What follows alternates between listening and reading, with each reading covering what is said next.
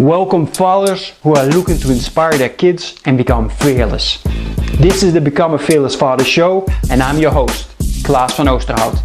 I'm a father of 2 boys, husband and entrepreneur. This show is created to teach you how to take control and enjoy the most difficult job you've ever faced, fatherhood.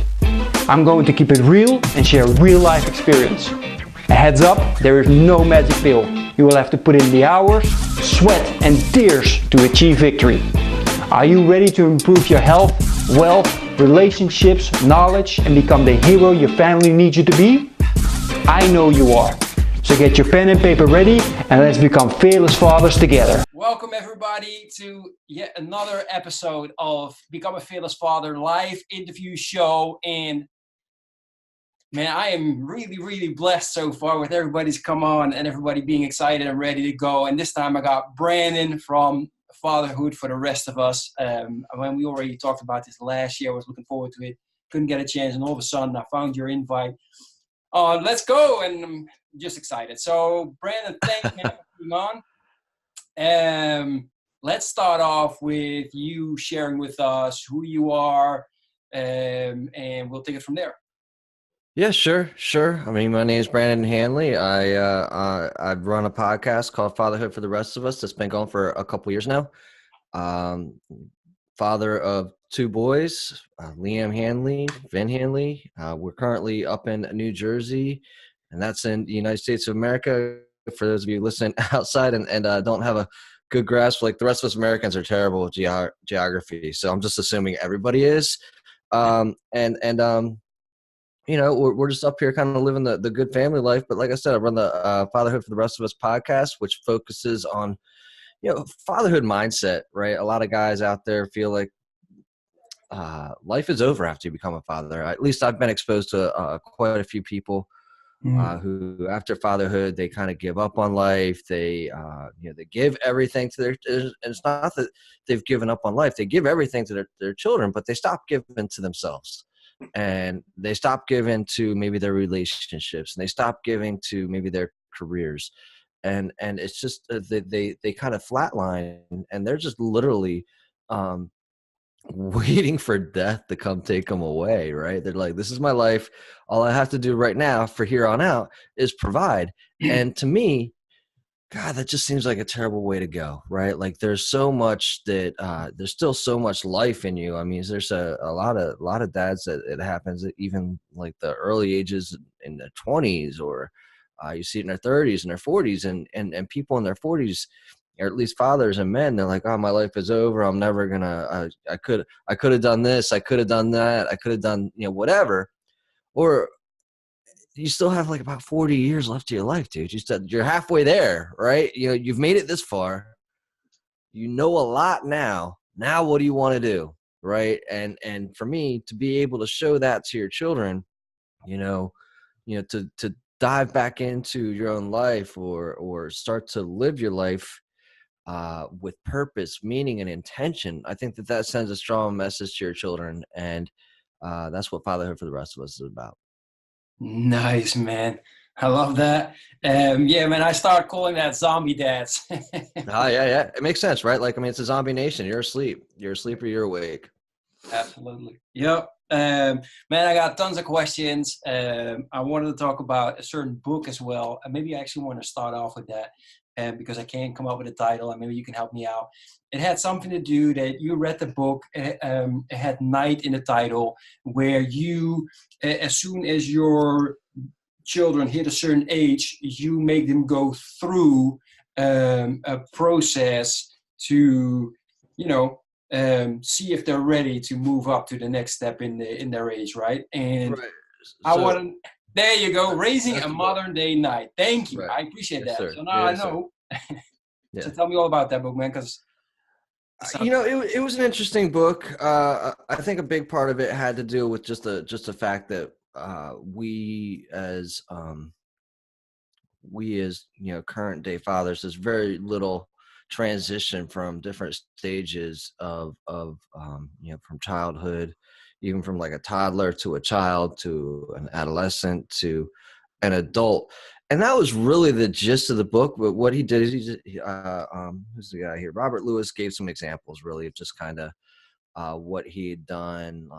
He sat down with his children and they made up a coat of arms, and they, you symbolize, what are the symbols that you put in there? And I forget exactly what he uses as symbols, put a shield, the coat of arms. I think if you're not familiar with it, it just kind of exemplifies what your family and your heritage stands for. Mm-hmm.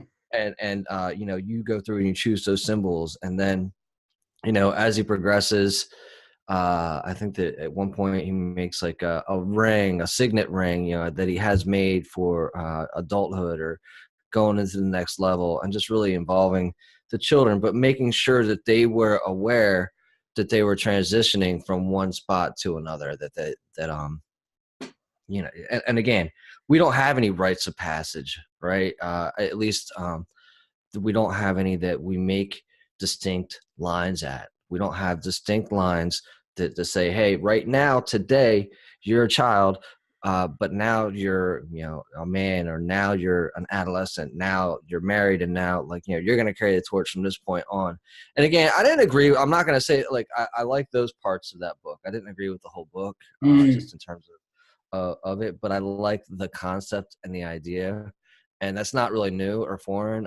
If you listen to the podcast that I did with Michael Albright, he has just this amazing idea for a ritual rite of passage that he had mentioned. And it was just, that was more in line with kind of my way of thinking. This book is heavily, it's Christian. It's and I wasn't aware of that before I picked up the book, and it doesn't dissuade me. It's just it was, and it's older.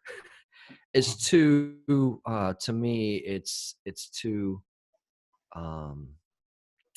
conservative, right?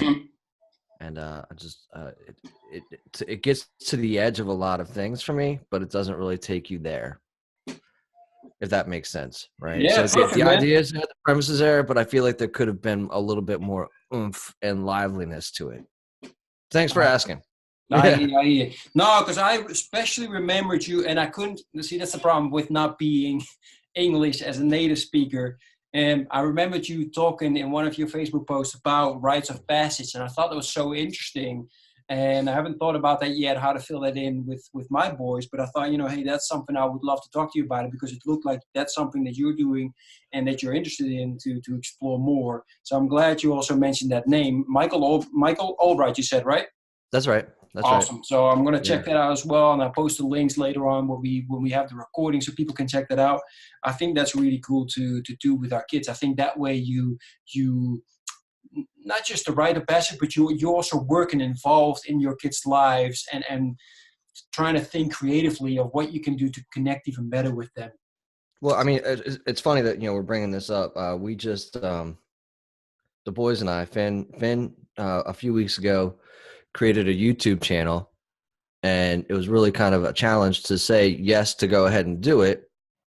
First of all, and I did some research, and there was a lot more of yes, go ahead and do it versus don't. But he created his own logo. We went to a logo maker, created his own logo, and we spent some time being together and going through that. He runs his own. He presses record, he presses go, and he still comes up to me. He says, "Hey, when can we turn? I have comments turned off right now." But he does and he does his Minecraft. He does Roblox, and we did Liam, my younger one. I helped him last night to create a logo, and it's really a lot like creating their own coat of arms as well. But it's like you're saying there too. I want them to be creative. My ideas of what creative aren't necessarily going to be what theirs are. And the interview that I did with Jim Shields, which is one of the more recent ones, he goes and he says, you find out what their passions are, and you go and you pour gasoline on them. So if he's passionate about doing the YouTube videos, why would I hold him back from that? If he wants to go create something, why would I stand in his way? I don't want to raise strictly consumers. And that's, So whatever it is that keeps them engaged and actually doing something, producing something, is what I want to be involved in. I mean, Finn created, merch, right? I've got that posted on the Fatherhood site. He made his own sweatshirts, right? And I bought them, the sweatshirts that we created, and he wears them to schools, and he's excited about it. He's proud of what he's done. We talk about wearing your own jersey. So be proud of who you are. You don't need to go like, I mean, I know I'm wearing a shirt with a logo on it today, but I wear like my fatherhood for the rest of his stuff, and wear my fatherhood for the rest of his hat. Wear your own jersey. Be excited about what it is that you're doing, and don't be afraid to share that with the world. And that's what I want them to learn. That's what I want, and they're doing that, and it's exciting. Awesome, man. Yeah, I love that. Just sometimes you got a whole hour of conversation. Just in like 1 minute, you just drop huge golden nuggets, as I call them. Find their passions and pour gasoline on it. I Yeah, love man. that. Yeah. So it's not, even though it's not yours, right? Because that's the hard thing. It is a hard thing. Yeah. And I totally understand why you turn off the comments on YouTube channel. I got a friend of mine in the UK. He also has a son that just started his YouTube channel. And I had somebody, I think from Thailand or something, write something about lover boys and stuff like that, which was just like, ooh, yeah, Wow. that's not what you want on your kid's YouTube channel, right? And there's, Yeah. unfortunately, too many of that out there as well that we have to be careful of. I spoke with a big YouTube guy, Sean Candle as well, asking him like, he doesn't have kids, but how would you go about creating a YouTube channel for kids with all that knowledge out there? And he explained it very well as well.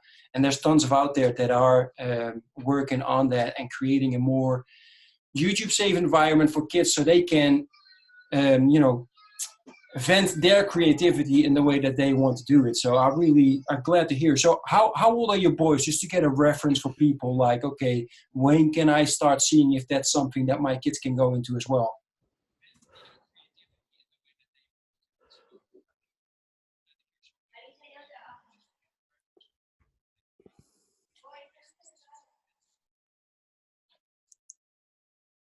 Oh, hold on, Klaus. I lost audio. I lost connection with you. You still Okay. there with me? Yeah. There you go. Okay. All right. That's the transatlantic line right there, guys. They are 6 and 9. And Finn started his just before he turned 9, and Liam just started his last night. I haven't even posted it yet. And again, there's gonna be, I think, and it's up to the parents to go ahead and make that call, right? When do you feel comfortable? When do you feel like your child's at a level to go ahead and make those? When do you feel like your child's at a level to turn the comments on, to be able to take that? Because that's been a conversation that we've had a couple different times where he comes up to me, Finn will come up to me, he goes, when can we turn comments on? And I'm like, well, maybe when you can keep your head in the whole video, we'll start there, right? And then we can, because I mean, half the times his head's like this, right? So and I said, as you get better, and I felt like I was being pretty, on the line with him. I felt like I was being pretty level with him, and then he turns around and he goes, are you saying I'm bad now? And I'm like, my God, no, that's not what I'm saying at all, man. I'm just saying, let's wait a minute. But that right there gives you that indicator that says now is not the time, because if you think that if that's your thought process as I'm helping you navigate these murky waters, as it were, then now's not the time, right? Because you're taking these even from your father like a little bit too closely to heart. And I want to make sure that I see some resilience, right, to some nastiness or like, I definitely see where praise affects him and impacts him in a really good way. But if praise impacts him that way, then I've got to imagine that he's swayed just that much with negativity, and can be. Mm-hmm. Yeah, no, absolutely got to agree with that. Your mindset, your capacity to deal with people hating, even if it's, I just call it hating because, why would Yeah. you do that? I see it so many times and it makes me so tired. Just people posting stuff that I'm like, dude, if you don't agree, then just don't post and look at all the other people. And I think with kids that might just be even stronger. If you get 10 positive posts, but you get that one negative post, we so intend to focus on the negative instead of all those positive things. That's not, at least for me, that's not what you want your kid to focus on at that age, right? Hey, listen, man, I'm trying to work on that. Okay. I'm not even going to lie. Like that is something that I'm still working on. I'm still working to go through having an amazing day and not letting like one small thing trip me up, because it still happens. Right. And if it's still happening to me and I'm aware of that, and it makes me nuts, because like I'm having an amazing day. Why do I care if XYZ or just happened? Because that is just the smallest part of everything good going on in my life, and I'm letting it distract me. And so that's frustrating. I'm learning that as an adult. I'm still going through that. I'm still making that a daily practice. And again, that is something that I work with the children on, where it's like, you know what? Yeah, the whole world could be going to shit, but really, you got a pretty good life. That's nice. So is that something like, how does that go? I'm always interested in that. My kids are still very young. They're 5 and 3, so they're on the verge, talking, writing, and that a little bit. But I'm really looking forward to the more deeper conversation what you just mentioned, right? So how do you just look at the moments, or do you actually also plan a little bit like, okay, now the weekend's coming up, I'm going to take like half an hour to actually sit down with them, or is it just more spur of the moments and taking advantage of, for example, situations that happen, or maybe it's a mix? What's your Well, I experience? mean, Klaas, I mean, you know, I think that you probably noticed that as a father, every everything is a teachable moment, right? Everything is a teachable moment. And there's got to, like, how do you turn it off is actually the question. How do you let something go? How do you let something develop on their own? Because that's where I find myself now. It's not so much, teaching them everything or guiding everything. It's allowing them to come up with some of their own things. uh, at the same time, what I practice and I try to do is be repetitive and keep throwing that stuff out there, in terms of these, Finn, yesterday morning we were going to jujitsu, and two things came up, right? I'd asked him the night before if he wanted to go to jujitsu, and he said yes. Okay, so I said, okay, we're going then, and that's it, right? We're going. And then the next day came, and he goes, well, I don't want to go. I was like, well, too bad. You said you wanted to go. We've made plans to go, and I'm trying to teach him the integrity, the value of his word. And I want him to make sure that he sees that if he says something, that he goes through and he follows through with it. And then before we went, I said, hey, bud, you're going to want to eat some food and make sure that you're well fed. And I gave him some suggestions, some things that were light on his belly suggestions, because when you go to jujitsu, you're rolling around a lot, and it can be kind of tumultuous in the stomach, right? So we get ready to go, and I'm ready to go, run out the door, and he goes, well, I haven't eaten breakfast yet, or I've got my sandwich here. And I said, well, bud, that was a choice that you made. I offered you breakfast over a half hour ago. And that was, making him cognizant, making him aware. And I'm not mad at him. I'm not upset with him. I'm not frustrated. I'm just, pointing out these things and being consistent kind of with that messaging, and being consistent with, I'll give you another example just from this week. We've got an older iPhone. One second here. We've got an older iPhone that they're allowed to, the boys are allowed to use, and they're allowed to do stuff with. But I like to, every once in a while, try some stuff out with it as well, right? And he changed the passcode on it. Nobody knows what it is. And if you're not familiar with an iPhone, and once somebody changes, you can't get back in there. You can't even call up Apple and reset it. You can't. So at least So the phone. This is a brick. I mean, this is a brick now, right? So I went in and I explained it to him, and I was like, "You got to understand, bud. Nobody can use this now because you did something that we've asked you not to do." And you're just making him aware that his what he does and sometimes his actions do have consequences, good and bad, right? Like, I mean, and I told him, I said, "But I'm not mad. I just need you to know that we simply can't use this now." How's that make you feel? Like he can't use it now either, right? So he's taking something away from himself. And I can't, like I said, I can't. I'm not mad at him. I'm not upset. I'm not frustrated. These are all things that I would have done as a child. And we have to remember that they're children. We have to remember that their brains are still developing. We have to remember that the brain isn't done developing until they're like age 26. So, have a little leniency. Let them learn on their own too, right? Like I said earlier, it's like I don't want to always tell them how things are supposed to turn out. I think it's important to ask them questions back. Like if they have a question for you, ask them how they would answer it themselves.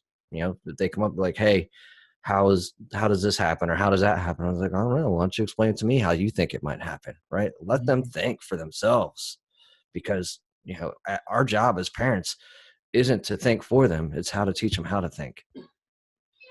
I like that.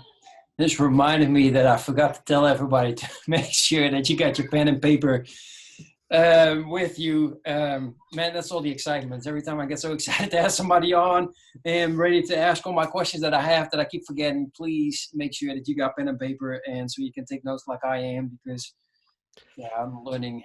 Sometimes I feel like I'm learning the most out of everybody because I can ask everything in direct. So thanks for that. I really appreciate it. So I wonder as well, because you mentioned something really important. We let them learn. You also mentioned like sometimes we just let something small affect us, and even though we had a fantastic day, that one little thing can mess us up. I want to ask you, and I'm going to share something that happened to me yesterday, and man, I was so stupid what I did. Anyway, the kids were supposed to go into the pajamas. They weren't really listening. They were playing. I was helping the youngest one, and the other one threw a pillow at my head, which is fine. It's funny, but I grabbed the pillow and threw it back at him. Right. Yeah. He was Well, on the couch and hit his head, but then his head hit the wall. And right. So I heard him, and that, it happens. And I know things happen. So I'm just wondering, like, what's your, what's your, not system, but how do you approach that? And what, you messed up, which I did, and that's fine. I acknowledge that. And, how do you go about that? Because I'm sure that I'm not the only father out there that sometimes just makes it dumbass action, right? We lose it, man. Listen, we are humans too, and I think that we forget that, and I think that we also got to give ourselves a break. Got to give you did something, you didn't really mean to do it. Make a note of it. What drove you to that? What put you in that position? Try and correct it. What can you do to correct that? And at the same time, like, again, I mean, honestly, like, if you go through the day and be like, "Oh shit, I didn't, you probably didn't, you probably threw the pillow, out of frustration and was like, and you didn't, you felt like it was probably just going to be the pillow that hit him. You didn't see that, it was going to hurt him. We would never intentionally hurt our children. At the same time, put on your goddamn pajamas, right?" Right. And so, we're torn because, we can only control ourselves, and we're trying to control something outside of ourselves. And that's what that scenario shows you. Right. So, if and when I make those mistakes, you go up to him and be like, "Man, I'm really sorry. I should not have acted that way. It wasn't my intention for you to get hurt. Please don't throw the pillow at me, because next time I'm going to smother you. Ha ha ha." And just, you gotta make sure that they see your willingness to apologize, and your willingness to admit that, your actions were incorrect, but that also shows that you're human. It also shows that you've got emotion. It also shows that you're human. In 1 second here. Hey, sorry for the interruption. I know you're really enjoying the show. Just want to make sure if you're liking this information, please subscribe and press the like button. And also, go visit becomeafearlessfather.com. You get the opportunity to share your biggest challenge at the moment as a father, and it gives me the opportunity to try and help you overcome this. Thanks, and enjoy the rest of the show. Yeah. So in this book, which I think is pure gold for raising kids, and if you've got kids your age, you should totally take this get this book. And he also has a course on Coursera that is free. It's called the ABCs of Parenting. And in this book, and it says the Chasm method for parenting a defiant child. And I don't think that it could just say, for parenting. But I think that, the book titles have to work as headlines. And if you don't, if it's not exciting to you, then you're not going to pick it up. But in the book, one of the things that he points out, the Chasm method, the guys who've been studying childhood behavior for over 40 years, he's got like over 40 books. He is the director of the Yale Parenting Center and Child Conduct Clinic. So he has a little bit of clout, right? He says that, even the best and most well-behaved child is only going to 80% is going to listen, right, be obedient, or be the perfect child 80% of the time. And I think that you'll find that your children probably are 80% of the time within the constraints of what you would consider great children, good children. It's that 20% that makes us like right. It's that 20% that makes it, that's and that's an opportunity for us as parents to really work on ourselves, right? That's the only 20% of the time that really we need to gives us like I said, I don't know, you don't need to, it's a choice. Again, gives you an opportunity to say, all right, well, why did I lose my shit? How can I not lose it? What led up to this scenario, and how can I correct it, right? Can I correct it? Is this something that is currently correctable for me? And the answer may be no, the answer may be yes, but again, it's all fatherhood mindset for me, and it's not necessarily like I would, when I started Fatherhood for the Rest of Us, I was like, well, here's how you got to parent, rah, rah, rah. Right? Like, or I'm not. Listen, in a recent conversation with my father-in-law before we bought this house that we're in right now, and he goes, I know exactly where you are right now in your life. He goes, I can't tell you whether or not to buy this one or buy that one because I don't know what the answer is, really, quite honestly, for you. But those are the choices that you need to make. He goes, I know where you are. We can have a conversation all day long about where you are today in your life, but I can't make that decision for you, and I can't really give you the direction to go in because you don't know what's right for that person. And even you don't know what's right for you. And so I can't go up to you as a father and say, I see where you're at, and I'm going to go ahead and tell you to go do this, this, this, and this, because I don't know that that's the right answer for you. That's part of that's part of the beauty about being a father is like you have to develop on the fly. There's no other choice.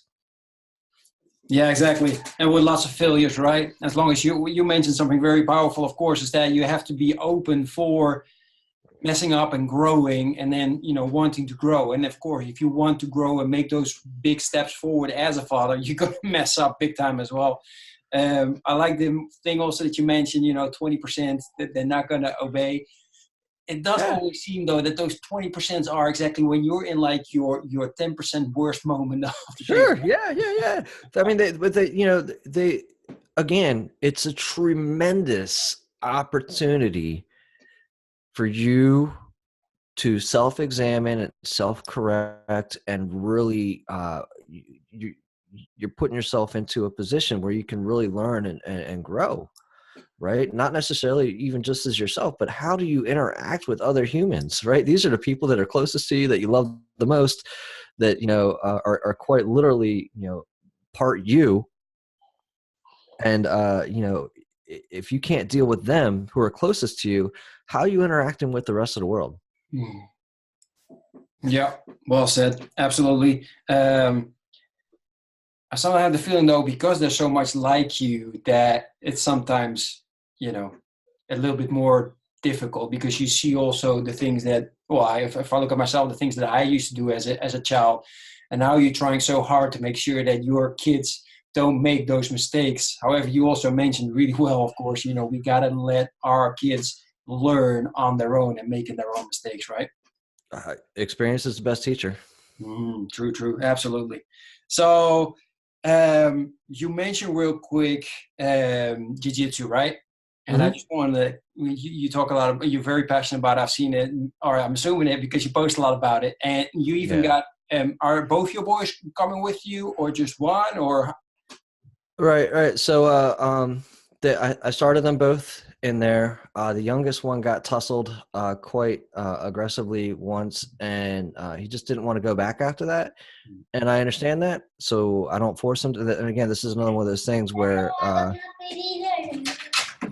this is another one of those things where you as a parent, you really want your children to do something, but you know, if you force them to do it, they're going to resent that, right? So I make sure that it is their own individual choice to participate in those things. So the youngest one decided that he didn't want to do it anymore. I always leave the offer open to him to join up and come back in. And the oldest one continues to do it. So Liam not currently doing it, and Finn is, and it's tremendous. It's really tremendous. What about your kid? You know, your kids are, what'd you say, 3 and 5? Yep, 3 absolutely. and 5. What and are you involved in any martial art or anything like that? Any extracurricular activity yourself? Yeah, absolutely. So myself, it's Muay Thai, Okay. and an Asian martial art from Thailand, and I even have a business which is called Muay Thai Pro. It's all in Spanish, where we teach Muay Thai in different online courses.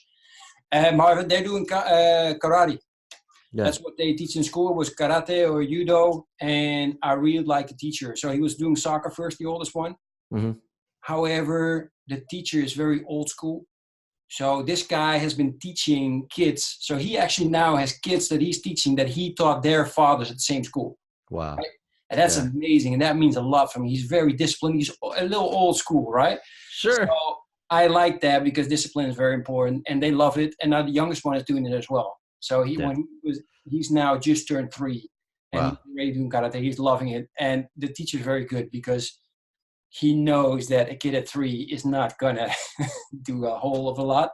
Sure. So, but he made huge advancement, and that's why I like these kind of sports. I like the fact that you mentioned that, you know, your youngest had a bad experience with the sport. You know how much the benefits are. You know, and you have a certain passion. However, apparently you're not. You're letting him be. You're not forcing him. Can you explain a little bit? Because I can understand as well that there's a lot of fathers out there that are like, man up and come on, you know, you must go. It's good for you, etc. How do you process that for yourself, and how do you make sure that he then at least continues to do some sort of sport, or So I mean, he's totally athletic, and so he loves soccer right now, and that's, you know, that's his thing. And again, this is another point where you pour gasoline on their passions. What are they passionate about? If they're not passionate about what you're passionate about, you're shit out of luck, dude. And don't be that guy that just says, hey, you got to do this because I tell you. I totally, again, he's exposed to it. He goes and he sees it. If he wants to go run out on the mat and get a few rolls in, that's fine.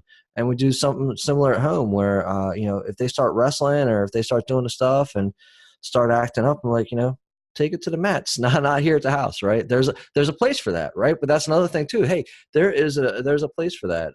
It doesn't stop them from beating the shit out of each other, but there's a place for that, and I want to make sure that they're aware of that too, because that place for that isn't at home necessarily, and it's not at school for sure, but it's definitely available to you if you want to go, you know, be aggressive, if you want to go roll, if you want to wrestle, if you want to, you know, just let some frustration out, or if you really want to enjoy what it feels like to be able to control your body, your mind, and you know, your spirit all at the same time in concerted effort on purpose. That's a great place for it. True, absolutely. That's great. So I'm wondering if this has happened to you. It hasn't happened here yet, but I'm kind of afraid of it's going to happen. Is that you hear so many fathers out there as well saying that, this year my son wants to do soccer, and then all of a sudden next year he wants to do jiu-jitsu, and then next year all of a sudden he wants to do American football, and then next year he wants to, and they keep changing and changing, and you just keep, buying all the equipment, et cetera, and make sure that they do it. What's your thought on that? And how are you, or how would you handle that kind of situation? Well, I'm going to keep going back to, it's what they're passionate about. What are they're trying to discover something on their own, right? That they're not getting somewhere else. And, it's a 50-50 thing too, Klaas, because I'm sure you've heard that story, like the diamonds are in your own backyard type thing, right? Or like, everything you're really already looking for is kind of here, but like this is that child or that, trying to go find what makes them them, and they don't feel like they're getting what they need in area A or area B or area C, and you can again you can force them to stay in the one place, and maybe they become great and amazing at that, and they discover everything I was looking for was already right here, right? uh, but also allowing them to go look in other places. It's a 50-50 thing. I mean, what do you do? I'm with you, because I think that they can find and discover like all the great treasures in one place, but why limit them? I mean, that to me, that's limitation. And again, I'm not necessarily, I'm not sure, right?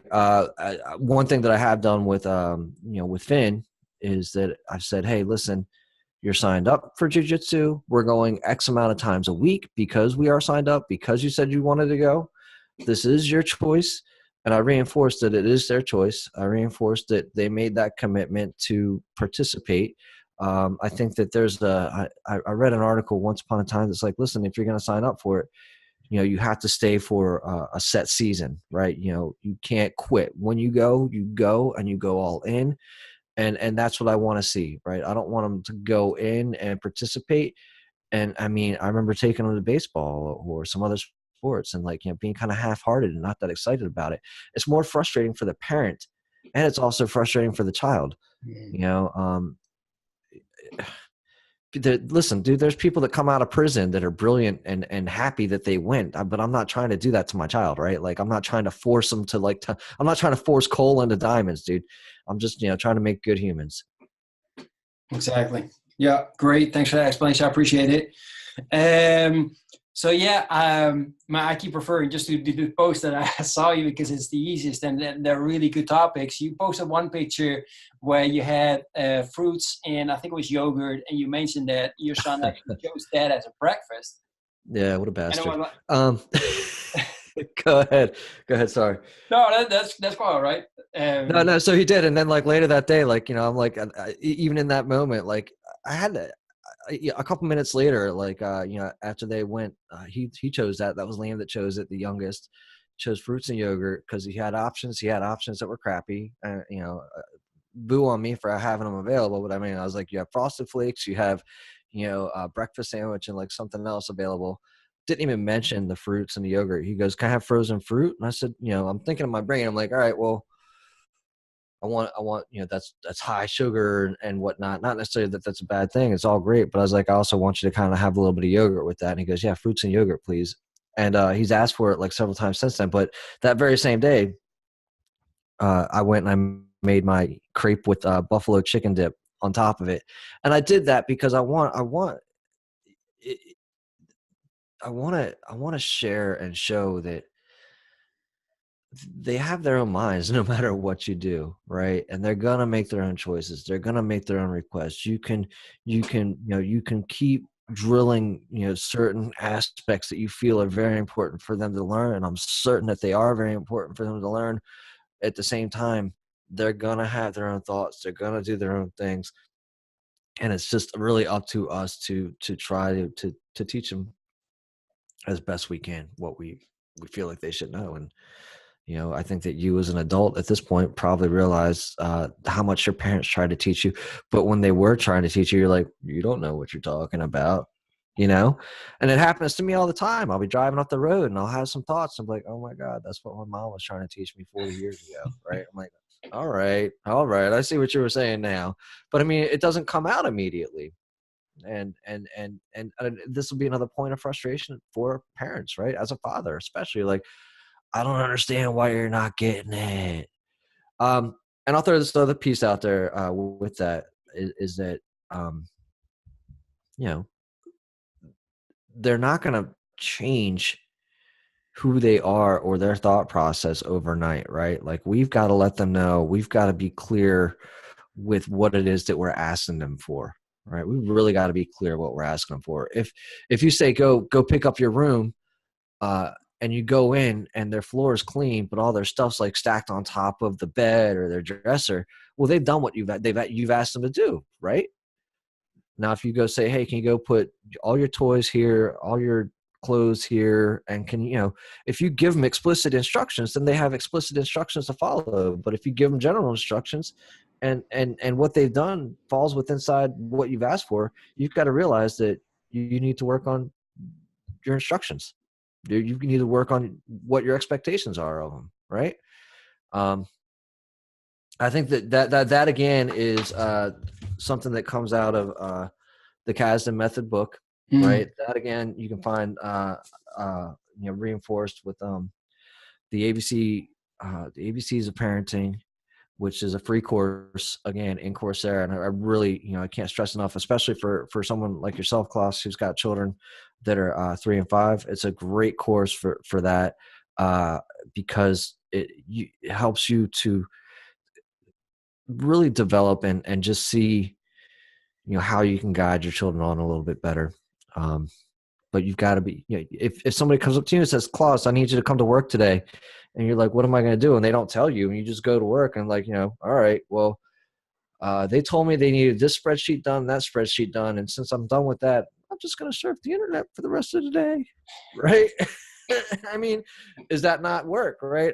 So maybe we too need those explicit instructions sometimes. What is the expectation from us, and how, I'm not really teaching them yet how to exceed expectations, right? As long as they fall within the constraints of my expectations. And that's another part of the book too, is like when they do something that is not expected or beyond the expected, let them know. Be like, Liam made Finn's bed the other morning. I was like, did you just make your brother's bed? He goes, yeah. I was like, that's awesome. You know what I mean? And give them, really praise them. And I think that's something that is also, I think, against the grain for most of us. We go back to, we have a great day. One thing goes wrong and we focus on that one thing that goes wrong.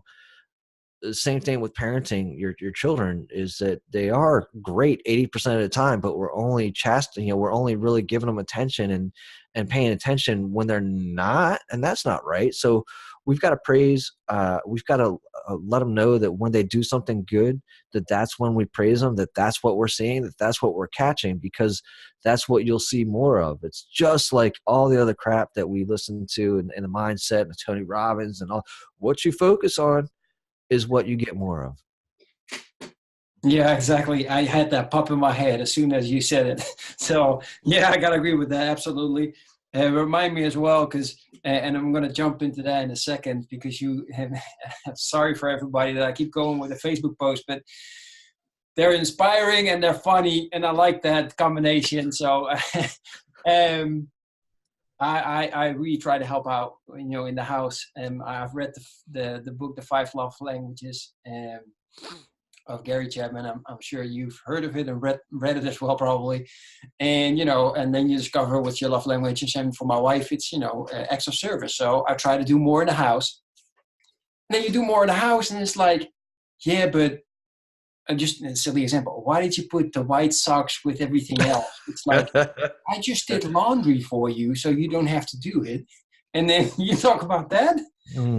It's like, that's what you just mentioned, right? So that I thought it was funny to mention, but just for people to know that you can't control that. You can only control yourself. So try Right, right. yourself not to do that when you're Hey, listen, that is a frustrating point, right? That can be frustrating, and you have to understand that marriage too is just another place for you to really challenge your control of yourself, challenge your perception of that, right? Challenge your perception of what is what is it that is driving her to maybe not recognize the fact that you did the laundry, and or like that you're doing this as a service to fill her love, was it what is it, the love tank, right? Nope. So and at the same time, why are you letting that bother you, right? She's giving you kind of, again, instructions as to, all right, well, yeah, you did do that, and that's great. I would like it, here's a place that I would like to see more of the whatever, the whites done whatever way.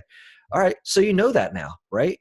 Maybe you didn't know it before. Now you know that, and maybe that'll be the thing that puts it over the edge the next time. So next time you're doing laundry and you do the whites, and if she has something else to say, then stop doing laundry.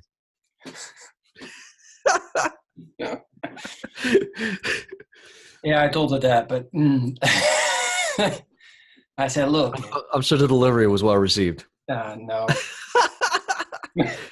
Again, that's what makes human as well, right? It's just sometimes you just do such stupid things. Well, that again, I think that marriage is our opportunity to really step into ourselves, and it gives us the opportunity to be of service to somebody else and to give the best of ourselves to somebody else.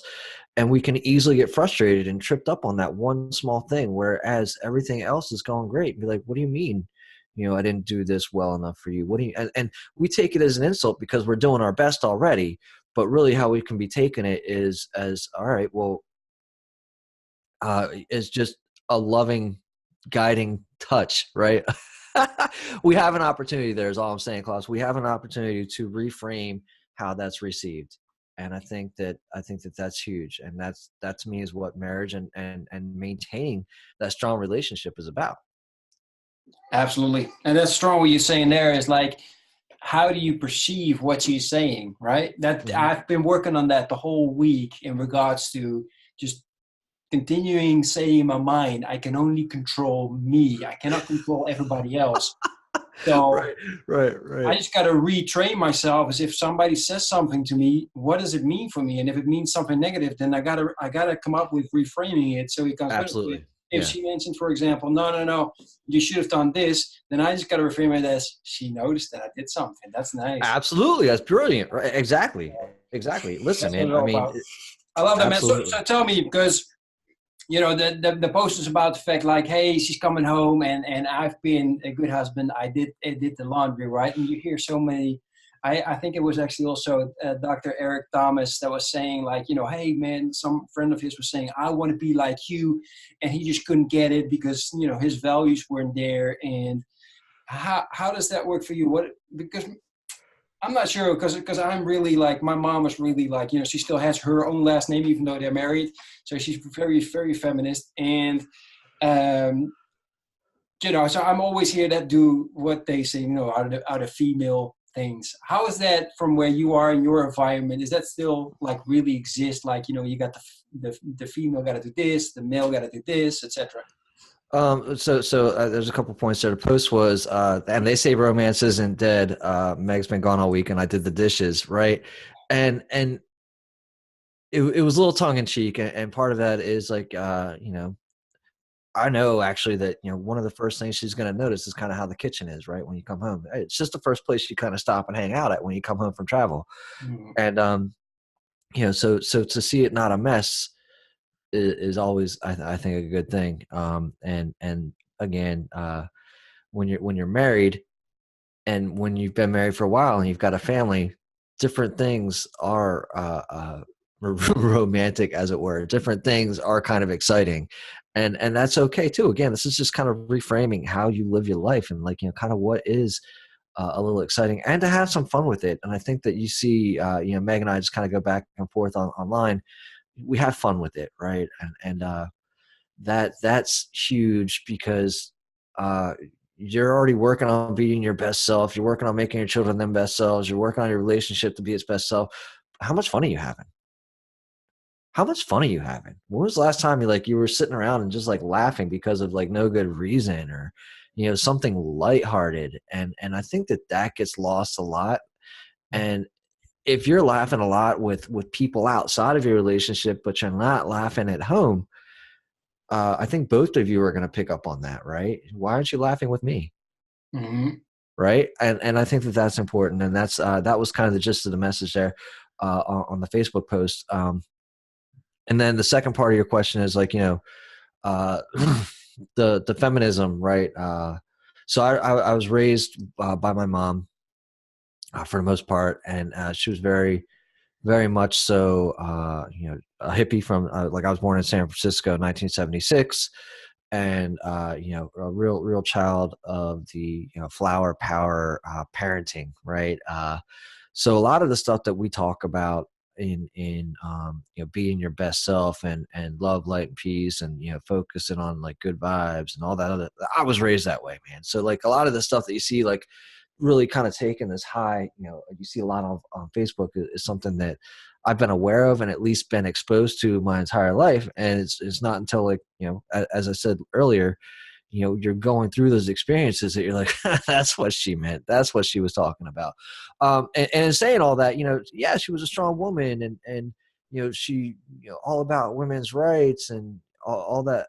I think you can do it without saying it. It's a lot like toxic masculinity. You know what? You're either an asshole or you're not, right? I think that's what it boils down to. And you don't need to run around and be like, I'm a female and so this is that, and like you can't treat me that way because women's rights. I'm like, I'm not. Do what you need me to do. And if that's the way you really feel, then why am I taking out the trash? If that's the way you really feel, why you need me to go chop the wood or do those things, or if that's what you want, then you go do them, right? Because while that's all being said about feminism, we're still expected to fall into like these male quadrants, right? Or if you come home, Klaas, and you're like, and maybe you break down and cry about like having a shitty day, once a year or twice a year, and you get looked at, and you're like, what's wrong with you? Just like, suck it up. What's wrong? Oh, you're being dramatic. I'm like, I'm being dramatic. I don't know if you caught the last month. And I say that again, tongue in cheek, but women are women and they are allowed. I mean, there's no choice. You are what you are. Right. And there's no need to, for me anyways, to call that out, to say that, to again, call all those things out. That just like, I don't feel like there's any need for me to call out that I'm a man, that I'm a, that I am who I am. I mean, it exists. I find frustration with it, right? And this again goes back to the things that you focus on continue to grow. So if we can stop focusing on this specific small sliver of things that are crap in the world and say, I've got all these great things in my life, then we have more of those great things in our lives. True. Yep. I like that. Thank you. I appreciate you sharing that. It kind of sounds, and I like that you can really see your values and stuff like that. It's coming back because, self-growth is very important to you, and you keep mentioning those things in different ways, which is, I hope people are, I hope everybody's picking up on that because it's really important. It reminds me kind of, what you hear a lot of, well, the most, just try to be your best self, just trying to be better than you were yesterday and stop focusing on just what everybody else is doing, right? Yeah, Klaus. I mean, and I think that, and I'm sure that you're, it sounds like you're going through like a lot of it yourself too, right? Like you're focusing on being your best self, and are you also giving yourself a break when you catch yourself not being your best self, right? Are you also saying, you know what, today I wasn't my best self, and you know what, that's all right. That's okay. Tomorrow I'll give it another shot. Or, maybe you weren't your best self today, but you were as good as you could have hoped to have been. Right. Because again, being your best self, like 24/7, gives you like no room or margin for being human. Right.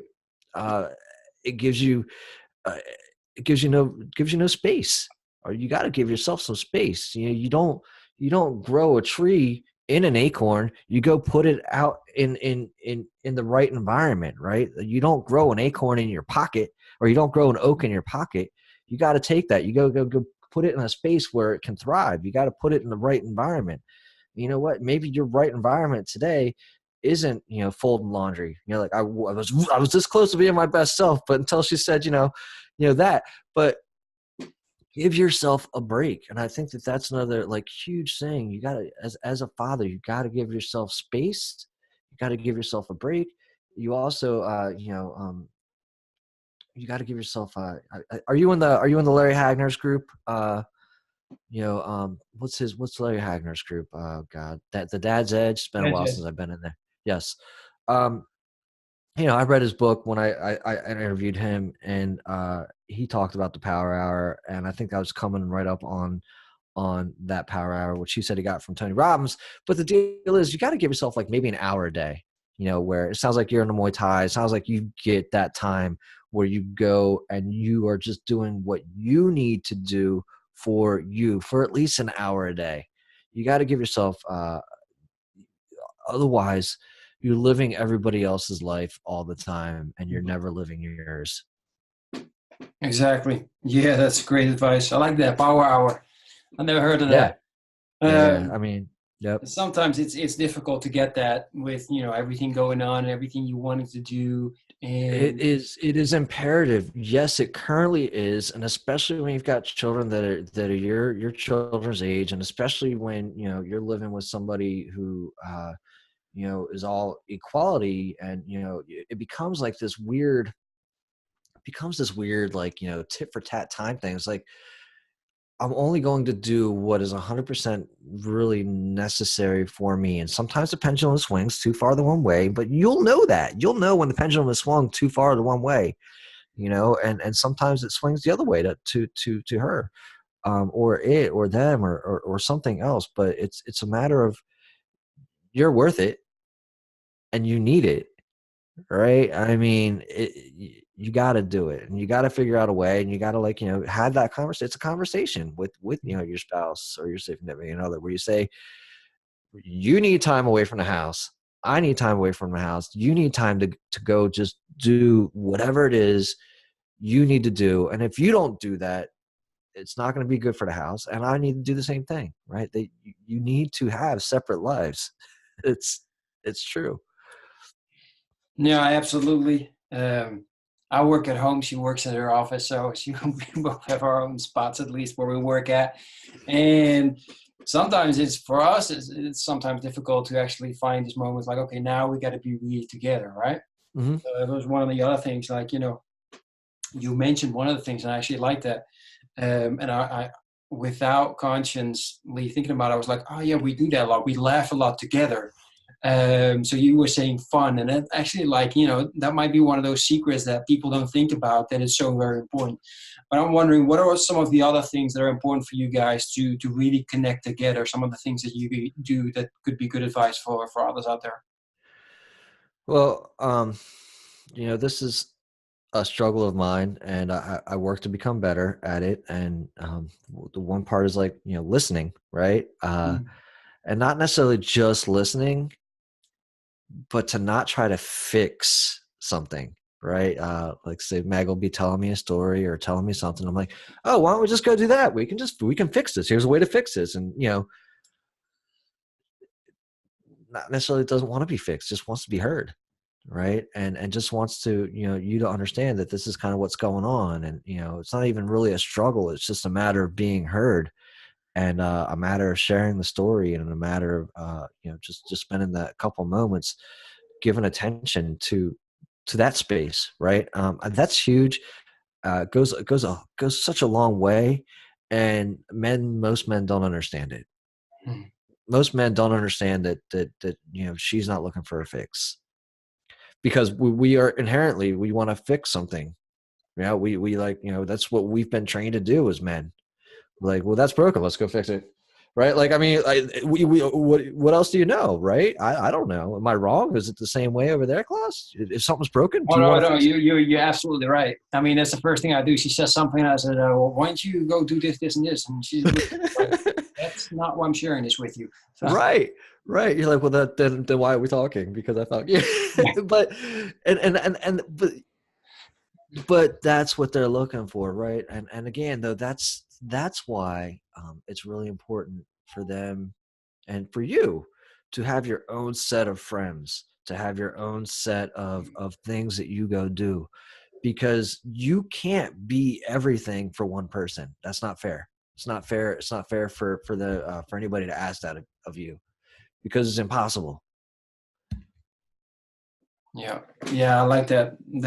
I actually, it's funny that you mentioned like, hey, I want to, we have to do differently. I got this book, Curious, and I got it just for that reason. It's like I feel like she's talking, and I'm just not curious enough in regards to, Is it what. working? Is it helping? And so far, it's getting better. Yeah, It's getting better. I'm getting better. Um, most of the time. Sometimes I'm I'm not. almost scared. But I love to talk, and then I completely forget to ask questions. Plus, it's very good for the interviews, because in the beginning I was just talking. Absolutely, So, absolutely, yeah. I'm hitting more areas of my life with one book. Well, I'll tell you what, that's what makes this process really awesome. Because you become better at asking questions, doing the interviews, right? And as you're doing that, you get better at hearing yourself taking up too much of the time in the interview that you're trying to share of somebody else, right? And so that's what I love about doing these podcast interviews is just that. You give the other person more space than possibly you're used to giving it, and it's great because you're growing. Again, this is another place where you can see some growth and opportunity for you to hone those skills, and it's a good place to practice. Because I mean, how much time do you spend in a close-knit group of other guys or other people that really want to hear what you have to say, Klaas? Hardly ever. Right. And it's just like your kids come home and they just have so much that they want to share, and they're going on and on and on and on and on. You just want to be heard too, right? And if somebody gives you that opportunity to be heard, man, you're going to let them have it. Mm-hmm. You're going to let them have you. I've got so much to share though. Right. And we forget the art of conversation. Right. And I think that, again, I'll go back to some of my one of the earlier podcasts that I did with John Vroman of the Front Row Foundation, and he, simple stuff that I've heard all over the place since then. But you want to be more interested than interesting, right? And in doing that, like you are, I'm so interested in what you're doing and what you have to say, and you're going to leave that conversation be like, man, he was really interested in what I had to say, and he really paid attention. He asked a lot of good questions, and when you ask those questions that are, again, they aren't just random questions, they're specific to what that person just said. It again shows that you're engaged and you're interested in what that person's saying, and they're going to leave feeling good about that engagement with you. And it's also what most people say is that when nobody remembers what you said, they remember how you made them feel. Yeah, absolutely. Yeah, I was just going to tell you that it cuts the knife in various different areas, as in you make the other person feel good. If you do it in the right way, you actually learn a lot. Like right now in this interview, I've learned tons of new stuff that, some of them I'm going to implement right away.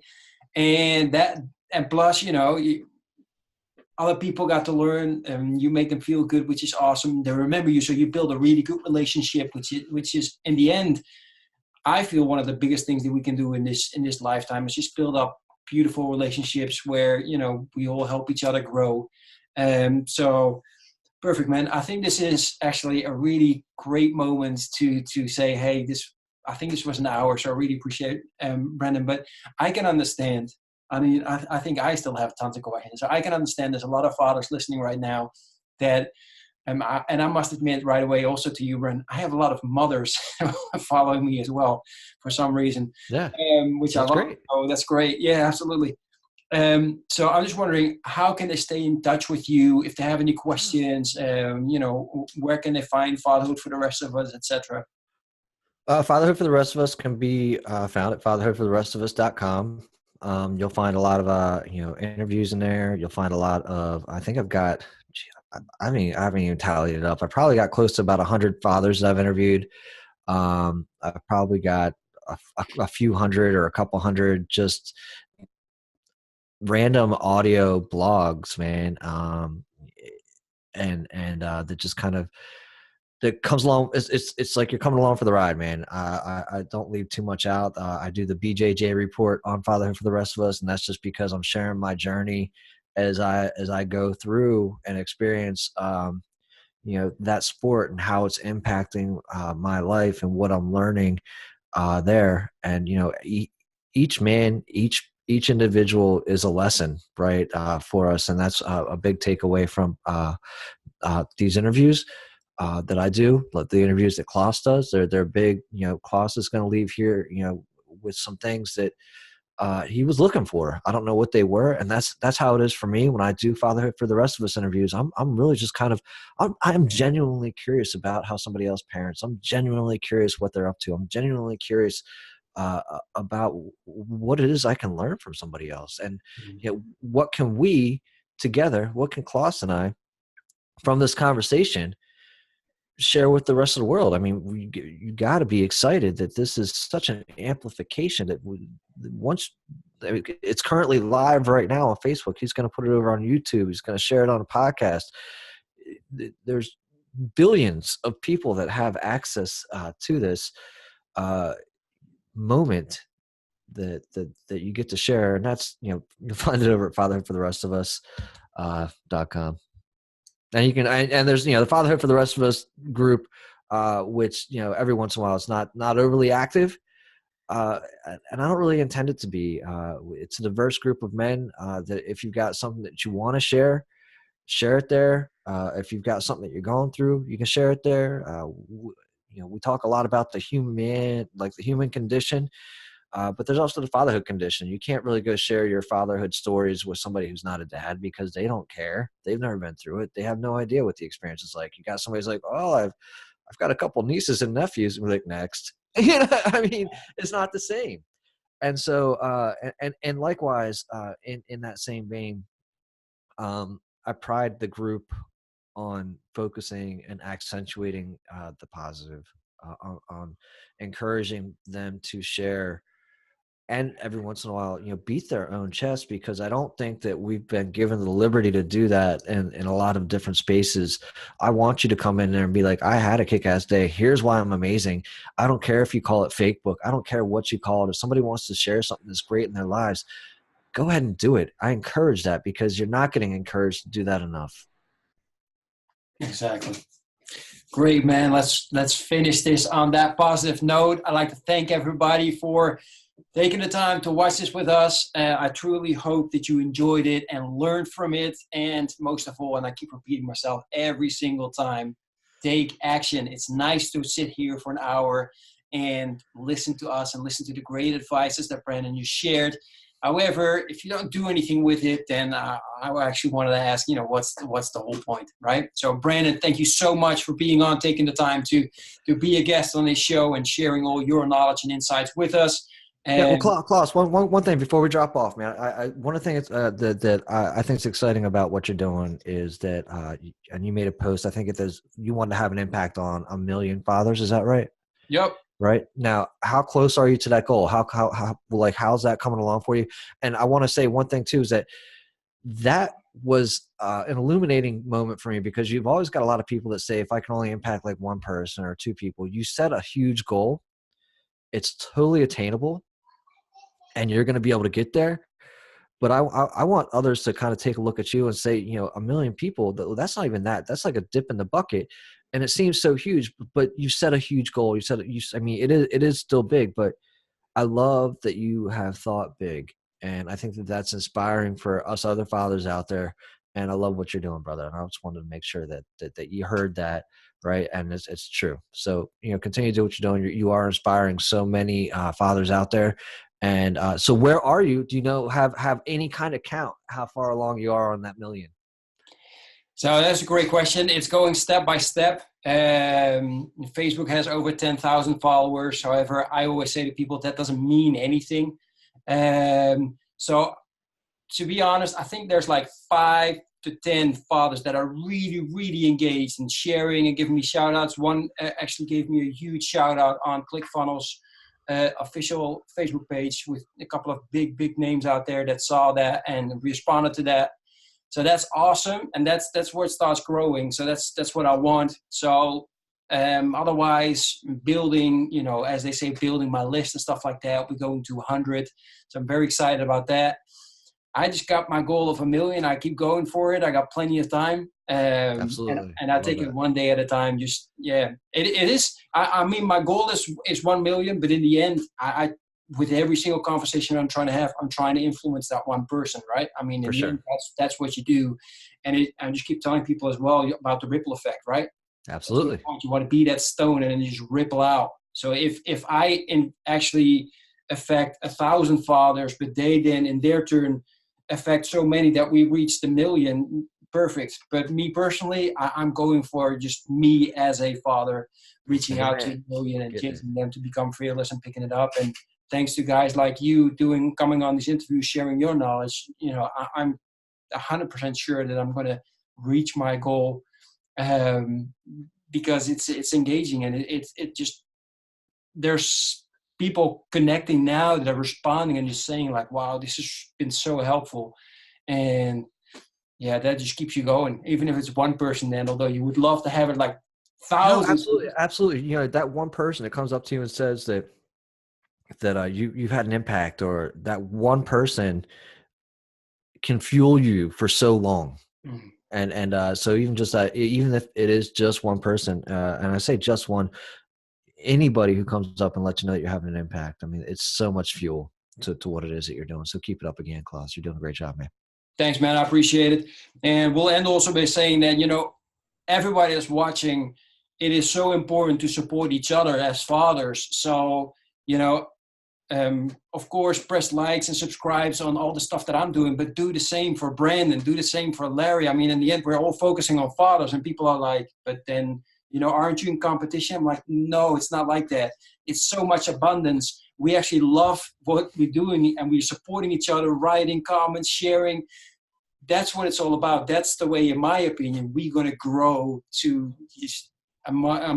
further than we actually can imagine. And if you guys out there are listening and you're following me, then please also follow Brandon, because his stuff is amazing. And that helps every single person grow and achieve what we must achieve in this lifetime. All right, man, people. Thanks again, Brandon. Thanks again. Everybody have a fantastic Sunday. Enjoy it. And if you're watching the recording, then, thank you. Are you still meeting up with your friends now that you're a father? Kids making you stress out. You got no time for yourself to work out, read, or relax. Can you still remember the time you were hanging out with your friends, feeling energetic, happy, and confident? Spending time together and talking about your life and your crazy dreams. You're feeling alone now, don't you? No one to share your challenges with, and you're just running around from one storm into the next. Well, it's time to change this now. Join me and the Brotherhood of Fearless Fathers to speak on a weekly basis with like-minded dads to crush your challenges, face your fears with determination, be held accountable, and regain control of your life. If you want to become the hero your family needs you to be, then go to becomeafearlessfather.com/brotherhood. I'm looking forward to seeing you on one of our next calls.